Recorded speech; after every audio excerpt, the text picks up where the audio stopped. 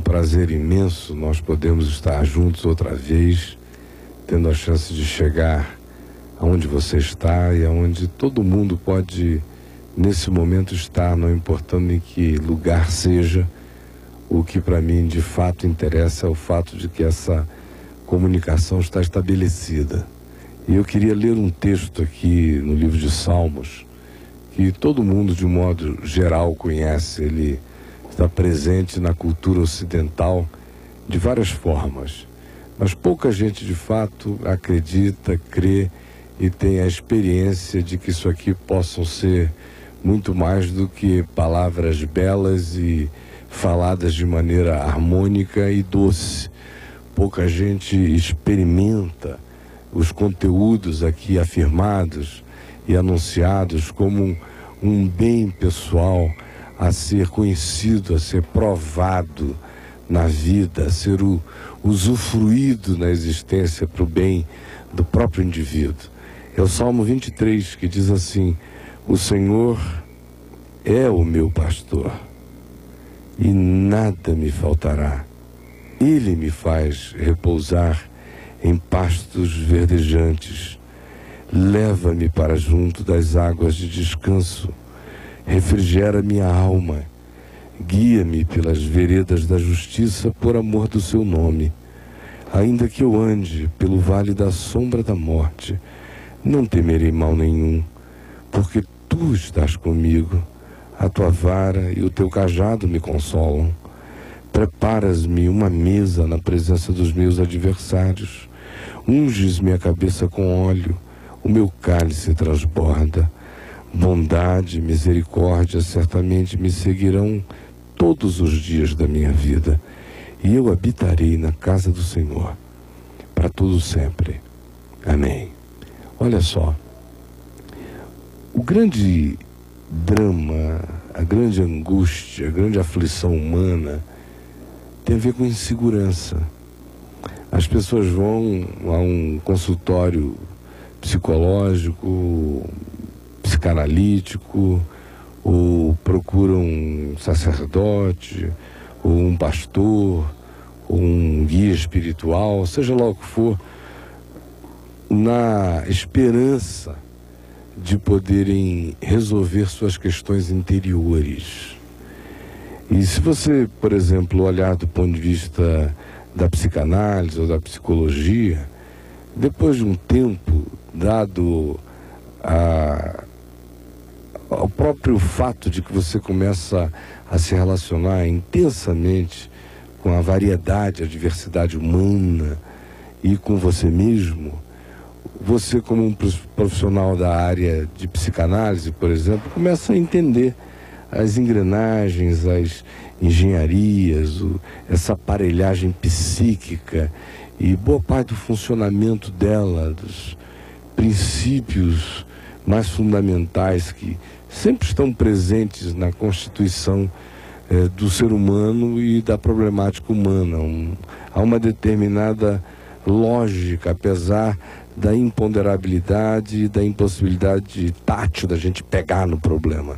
Mas dá para enxergar nuances, variações de problemas de natureza interior e que depois de um tempo você começa a se habituar a mapear e a ver as relações de causa e efeito entre uma coisa e outra, as fontes geradoras de determinado tipo de sintoma que as pessoas manifestam.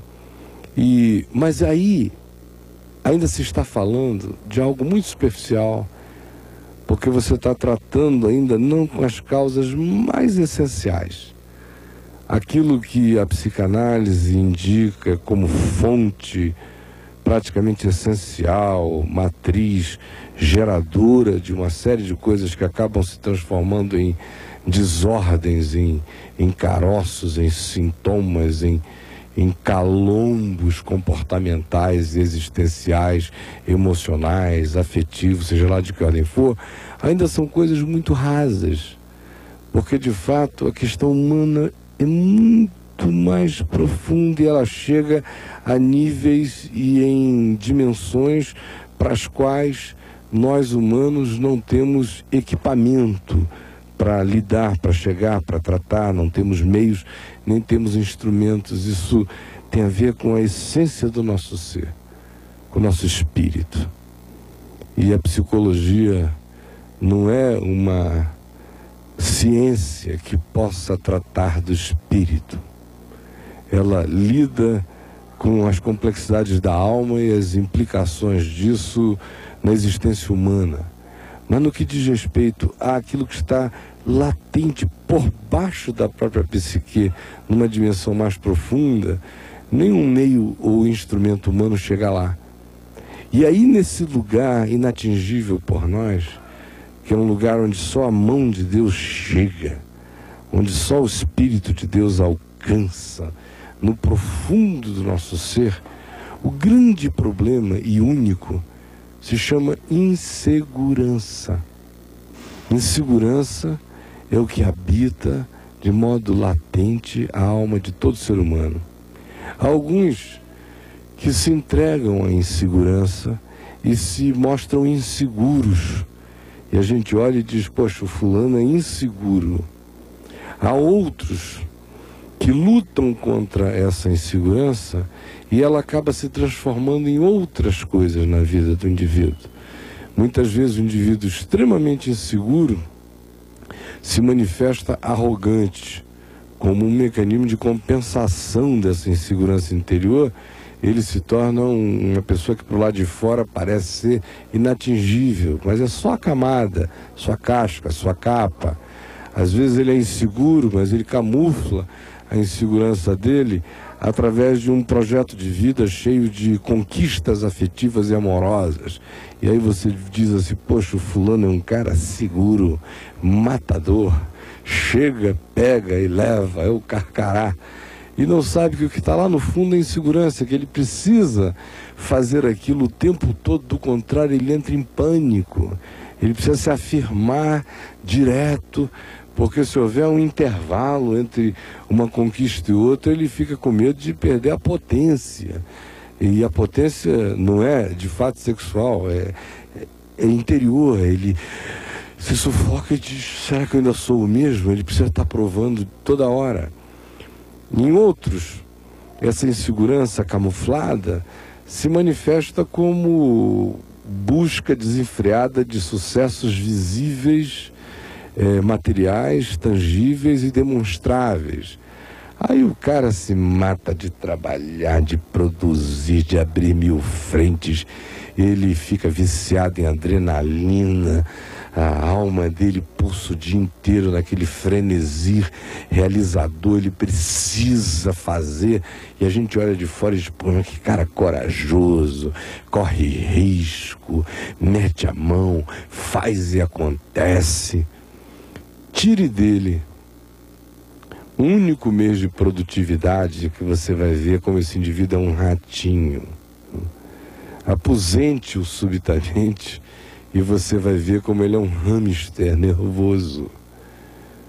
Venha ele a falir por alguma razão e você vai verificar que não sobra nada na vida dele. É por isso que muita gente se mata nessa hora, ou se droga, ou se vicia, ou se alcooliza, porque não sabe, não sobrou nada para além daquela realização para ele, porque dentro dele ele não descobriu ainda que o grande valor é ele ser ele próprio. A grande segurança está em ele poder existir com a consciência de que o valor da existência dele não é mensurável por conquistas nem realizações exteriores. Eu estou dando esse exemplo apenas para mostrar como nós vivemos sob grandes falsificações.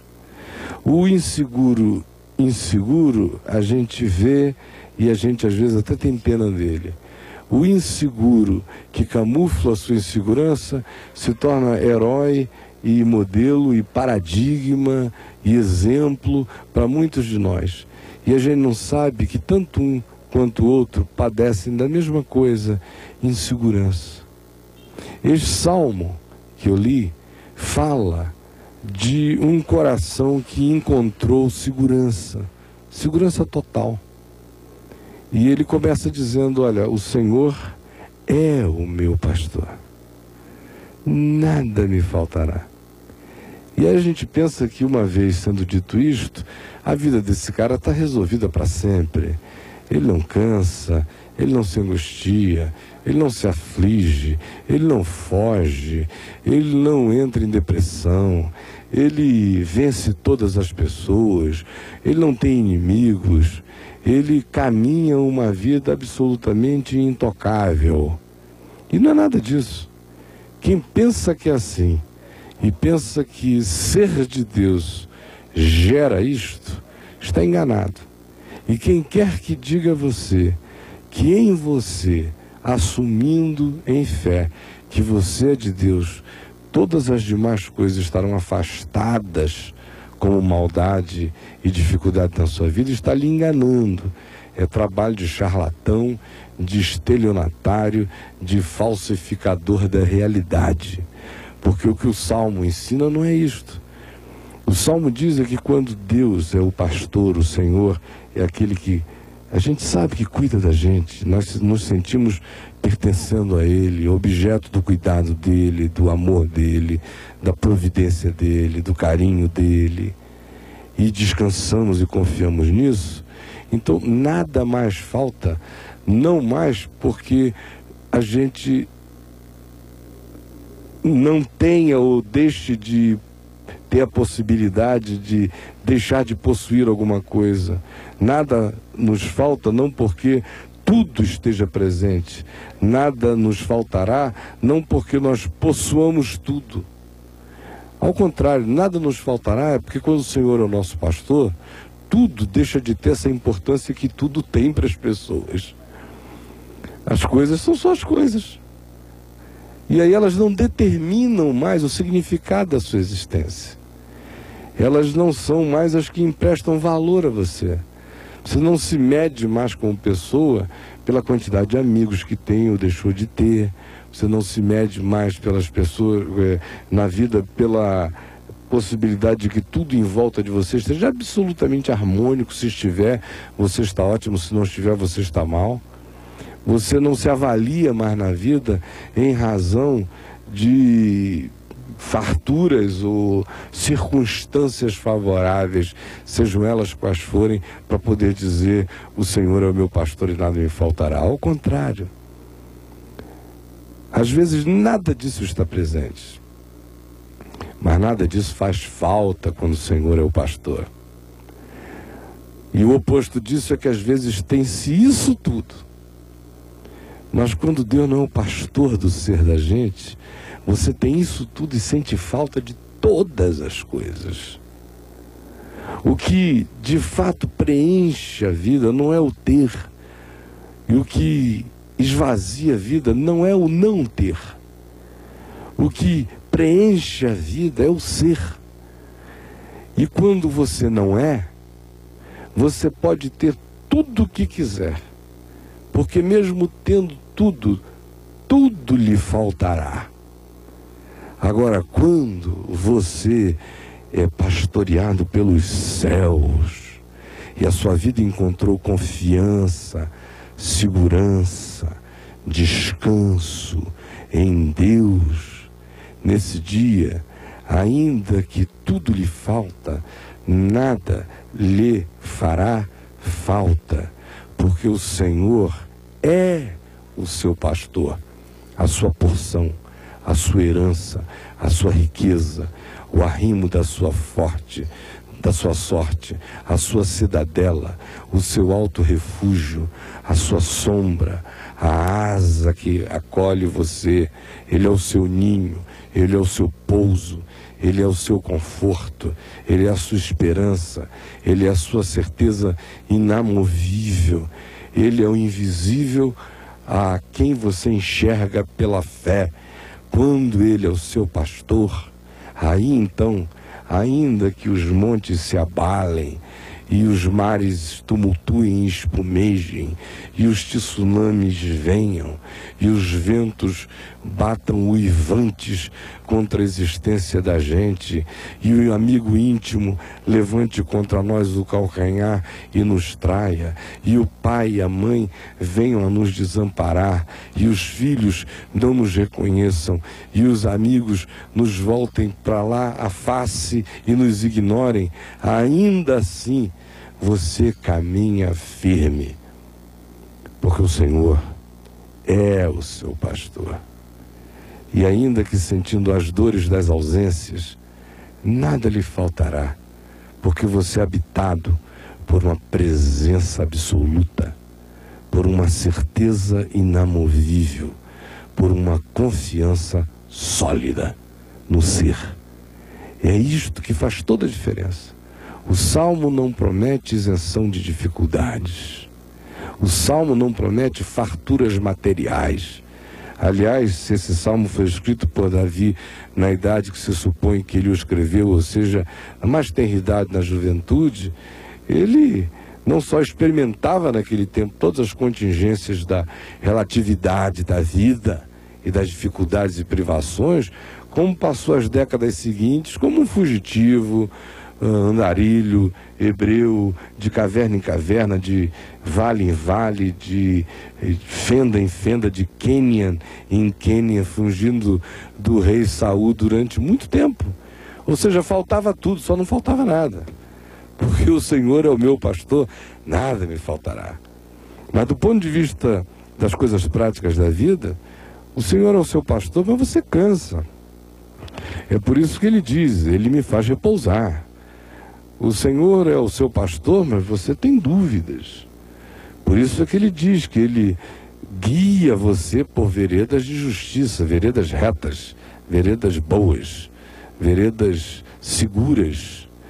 O Senhor é o seu pastor, mas você precisa encontrar descanso. Não é porque você não canse mais na vida, você vai cansar muito. Mas você vai encontrar um descanso no cansaço. E ainda que às vezes você esteja extenuado, e até para o lado de fora dizendo eu não aguento mais, mas do lado de dentro você mesmo sabe que não existe fim da linha quando o Senhor é o pastor da gente. A gente suporta, porque existe uma fortaleza que nos fortalece. Quando o Senhor é o pastor, isso não significa que você só ande em dias claros. Há dias maus, há dias de sombra da morte, há sustos, há fraquezas, há dificuldades, há privações, há enfermidades, há tudo isso. Mas você não vai temer mal algum, porque nenhuma dessas coisas tem o poder de fazer mal quando o Senhor é o pastor da gente. Elas só têm o poder de fazer mal quando a gente está por conta própria, porque elas assumem soberanamente a nossa existência e se tornam as tiranas da nossa caminhada, determinam se a gente fica alegre, se a gente fica triste, se a gente fica, se a gente vai, se a gente levanta, se a gente não levanta, se a gente trabalha, se a gente se deprime. A gente fica à mercê das informações negativas o tempo todo. Mas quando o Senhor é o pastor, você anda pelo vale da sombra da morte e não teme mal nenhum. E mais que isso, pode até haver inimigo presente, ou podem haver muitos inimigos. No caso aqui, ele diz que a proximidade dos inimigos era tão grande que sentavam à mesa dele, maquinando o mal. Então o fato de você ser pastoreado por Deus não o priva dos conflitos desse tempo, dessa vida, da presente ordem de coisas, de modo algum. E os inimigos gostam de estar à mesa da gente, é próximo mesmo, é onde a inveja engorda, observando cobiçosa. Ou seja, ninguém é poupado desse tipo de coisa, porque Deus é o nosso pastor. A diferença é o que diz o Salmo, é que enquanto os outros estão conspirando, o seu cálice está transbordando. Eles estão à mesa babando de inveja, ou raivosos, ou cheio de maquinações, mas você não tem a sua vida levada, conduzida e guiada pelas opiniões deles e nem é um objeto de resposta às provocações deles. Quando o Senhor é o seu pastor, você anda por conta própria. Ninguém vai desviar você do curso da sua natureza. Não é porque ele diz que gosta de você que você fica bem. Não é porque ele diz que não gosta de você que você fica mal. E eu não estou dizendo isso porque eu aprendi isso na teoria. Eu vivo isso na prática a minha vida inteira. Desde 18 anos de idade, antes disso, antes de eu me converter, isso não era um problema para mim. Eu passei a minha vida inteira com muita gente me amando e muita gente me antipatizando. E eu aprendi, antes de aprender, que eu não estava nem aí, que esse não era um dado importante. E depois que eu conheci a Deus, menos importante ainda se tornou. Meu desejo é ter paz com todos os homens. No que depender de mim, eu quero paz com todos os homens. Mas, sinceramente falando, não pense que a opinião pública, o que os outros dizem, o que os outros falam, o que eles insinuam, o que eles maquinam, me tira uma noite de sono. Pela graça de Deus, eu acho que eu virei um grande casca grossa, você entendeu? E não me causa nenhum constrangimento pensar que numa mesa grande está todo mundo maquinando contra mim, eu bebo meu vinho, como meu pão na paz, é um problema deles. Você está noutra. Você sabe qual é a sua referência, a quem que você está ligado, de onde vem a sua segurança, seu significado, sua afirmação. E mais do que isso, quando o Senhor é o seu pastor, apesar de todas essas coisas, você sabe que você é objeto de uma conspiração de amor. Você sabe que apesar de todas as dificuldades, a bondade e a misericórdia seguirão você todos os dias da sua vida. Mesmo aqueles dias de trevas, de luto, de perda, de falência, de medos, de tristezas, de lágrimas, de aflições súbitas. Mesmo nesses dias, você não olha em volta e diz: o mundo conspira contra mim. Meu Deus, as forças cósmicas devem me odiar. Não. Você sabe que são contingências. Jesus mesmo disse: no mundo tereis aflições, mas tende bom ânimo. Eu venci o mundo. Então, quando o Senhor é o seu pastor, você sabe que apesar do vale da sombra da morte, que apesar dos inimigos à mesa, ou conspirantes, que apesar do cansaço, do sufoco que às vezes bate, das dúvidas que às vezes vêm, apesar disso tudo, bondade e misericórdia seguem você. Você é seguido por isso. Você crê que você está sendo perseguido pelo bem, que a bondade e a misericórdia estão atrás de ti, correndo para te fazer bem. A tua confiança em Deus e esse caminhar que descansa e que anda em confiança mesmo, sabe que a bondade e a misericórdia estão em estado permanente de conspiração em seu favor. Isso é o que vence a insegurança essencial, você entendeu? Do contrário, você pode construir uma torre de 40 andares, botar seu nome lá em cima, em neon, pode ter 10 carros importados levando você para lá e para cá, limusines apanhando você, gente servindo, mulheres maravilhosas lhe cercando, amigos interesseiros lhe adulando. Você pode ter todas essas coisas e ser um ratinho, um hamster existencial, uma coisinha assim que acaba num petelequinho, sabe? É só fachada. E quanto eu tenho visto no curso dos anos de gente assim aparentemente inabalável. Aí você tira uma empresa do cara, ou ele ouve dizer que o filho ficou doente, ou que a mulher caiu em depressão e aquele homem enorme se desestrutura inteiro, bah, e se arrebenta. Onde está o outrora forte, o guerreiro, o poderoso?